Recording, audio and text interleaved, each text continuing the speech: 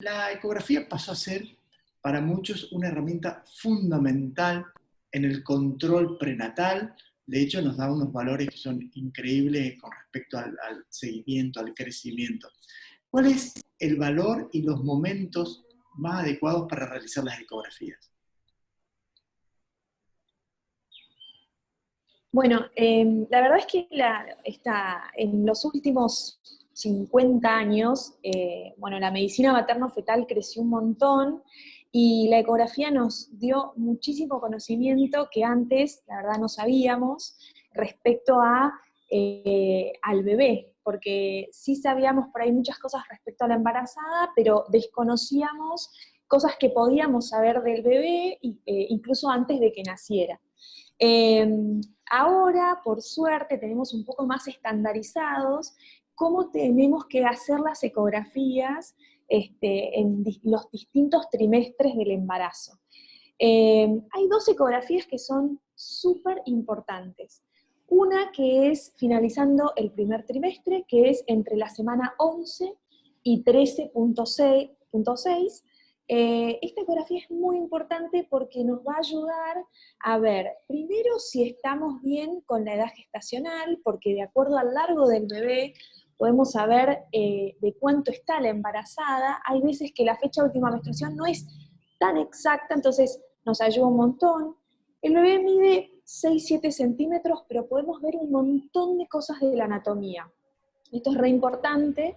Y lo máximo que tiene esta ecografía, que es el riesgo de síndrome de Down. O sea, podemos saber qué riesgo tiene este embarazo de tener un bebé con síndrome de Down. No podemos saber si tiene o no, eso es otra cosa, pero podemos decir, digamos, encontrar a las mamás que podrían tener un poco más de riesgo de tener un bebé con síndrome de Down y poder hacer un correcto asesoramiento genético para darles otras opciones para llegar a un diagnóstico antes de que nazca el bebé. Y la última cosa que permite esta ecografía es, hay una enfermedad que se llama preeclampsia, que es presión alta en el embarazo, con otras cositas, que nos permite, midiendo varias cosas de la ecografía, como son, por ejemplo, las arterias uterinas, y teniendo en cuenta algunos valores de laboratorio y la presión de la mamá, si esta paciente va a tener riesgo o no de desarrollar esta enfermedad que se llama preeclampsia. Entonces, esta ecografía es súper importante. Esta es la primera. La segunda ecografía muy importante del embarazo se hace en el segundo trimestre, se llama scan fetal o ecografía morfológica detallada, se hace entre la semana 20 a 22, se puede hacer un poco más adelante también, pero lo ideal es entre la 20 y 22, y esta nos va a ayudar a ver toda la morfología del bebé. O sea, cómo están los órganos del bebé, miramos cabeza, miramos corazón, miramos riñones, miramos manos, miramos pies, todo en detalle para ver toda la morfología buscando alguna malformación. Bueno, fantástico. O sea que estas dos ecografías son fundamentales. Se genera en el ambiente como una necesidad en los pacientes, ¿no? Y si me pide una ecografía o en cada control quiero una ecografía. Los, los sí y los no de que en cada ecografía en un embarazo normal se tenga que hacer. O sea, ¿se puede Bueno, hacer la verdad todas las es que semanas o todos los meses de control una ecografía? lo importante es que no es necesario hacer muchísimas ecografías para el control. Lo importante es una ecografía para diagnosticar el embarazo entre semanas 7 y 8. Incluso hay algunos que no recomiendan esta ecografía, pero se puede hacer. La ecografía del screening de semana 11-14, que es muy importante. La ecografía de la semana 20, que es esta que hablábamos, que es la ecografía morfológica detallada. Y después se puede hacer una ecografía por mes, que ¿para qué nos van a servir estas próximas ecografías? Básicamente para controlar el crecimiento del bebé. O sea, cómo está creciendo el bebé, si está alcanzando los parámetros, cómo está el líquido amniótico, seguir controlando la placenta, seguir controlando el cordón umbilical. Básicamente, esas son, digamos, ese sería el ritmo adecuado de las ecografías. Pero las ecografías se pueden hacer bastantes porque, por suerte, vuelvo a repetir, no es algo que implique un daño para el bebé como serían en el caso de rayos, en otros casos, ¿no? En un momento, cuando hay determinadas patologías, las ecografías se hacen como más frecuentes y se le pide algo que ya nombraste, que es el Doppler, en los embarazos como más avanzados. ¿Sí? El Doppler fetal, para que vos le cuentes a la gente, es un tipo de ecografía que examina qué cosas. Bueno, el Doppler fetal y lo que llamamos nosotros también placentario, que es el de las arterias uterinas, lo que nos va a ayudar es saber cómo es el flujo de sangre que está yendo hacia el bebé. O sea, cómo le están llegando los nutrientes y el oxígeno de esa mamá, ¿sí?, de ese útero al bebé. Entonces, básicamente siempre evaluamos tres cosas. Uno que son las arterias uterinas, que son las que, yo siempre les explico lo mismo a las pacientes, son las que le llevan la sangre desde el útero a la placenta. Después investigamos a otro nivel, que es a nivel del cordón, en lo que se llama arteria umbilical, y después un poquitito más, que ya a nivel de una arteria de la cabeza del bebé, que se llama cerebral media. Es como que investigamos estos tres parámetros para ver justamente cómo le está llegando el oxígeno y los nutrientes al bebé.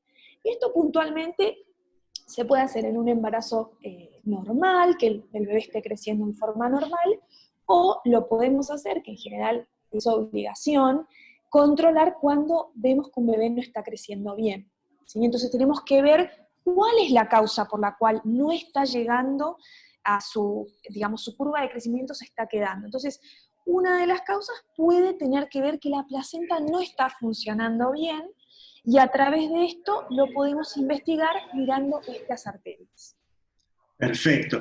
Cuando vos estábamos conversando de que hiciste un fellow, que es una especialización en medicina materno-fetal, esto se extiende, va más allá de la ecografía y del Doppler. ¿Qué sería la medicina materno-fetal?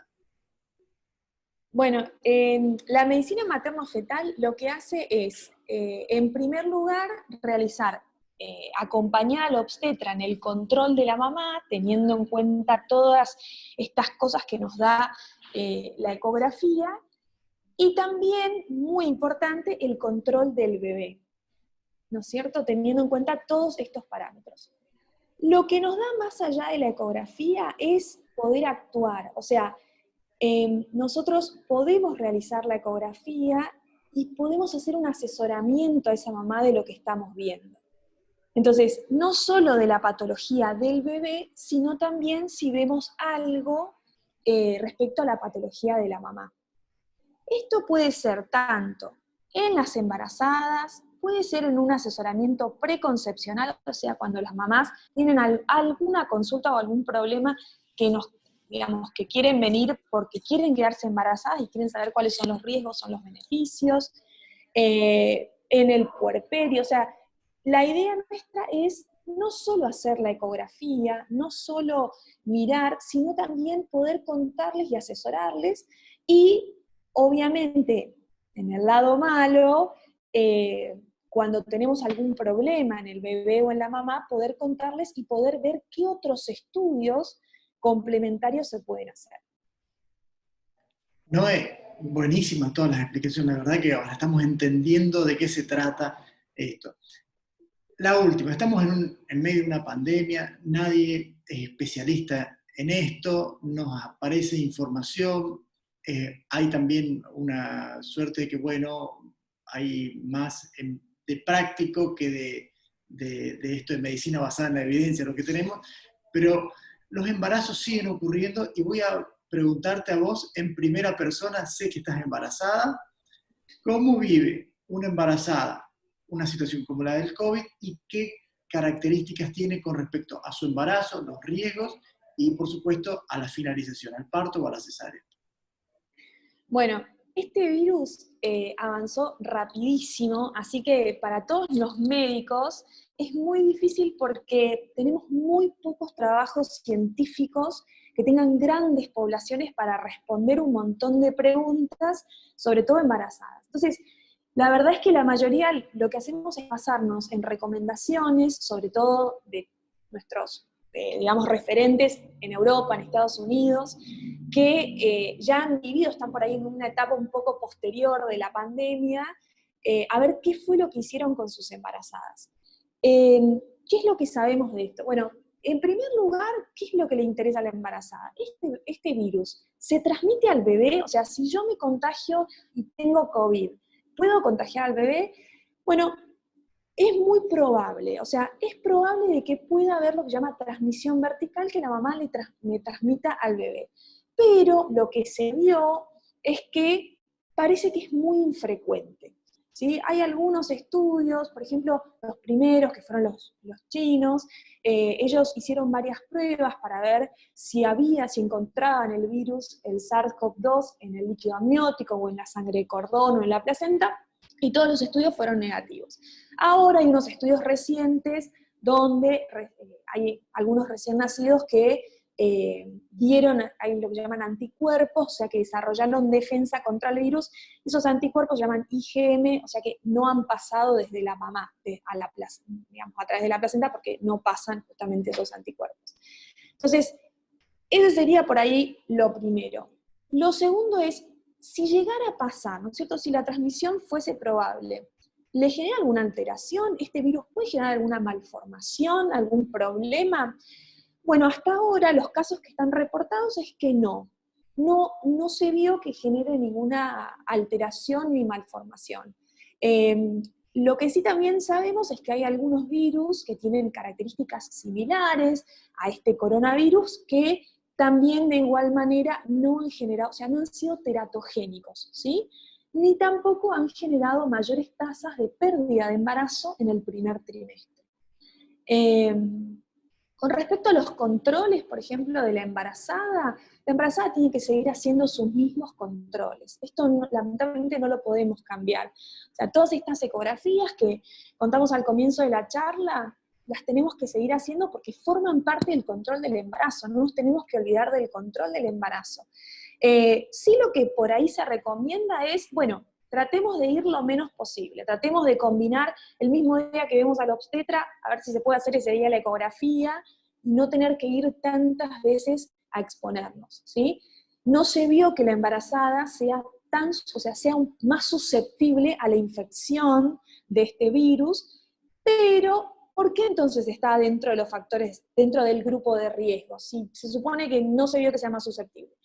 Porque la embarazada lo que tiene es una alteración en el sistema inmune por propia del embarazo, y esto la ubica en este grupo. Pero, en total, de todos estos estudios que existen, no parece que sea más susceptible que la población general.